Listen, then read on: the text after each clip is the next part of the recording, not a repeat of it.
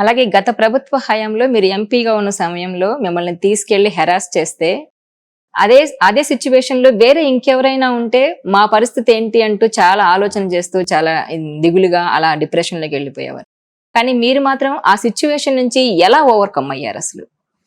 నేను ఆ సిచ్యువేషన్ నుంచి మెంటల్గా అయితే by next day I could totally come out. మెంటల్గా, ఫిజికల్గా 2 నెలలు పట్టింది, నడవలేకపోయా.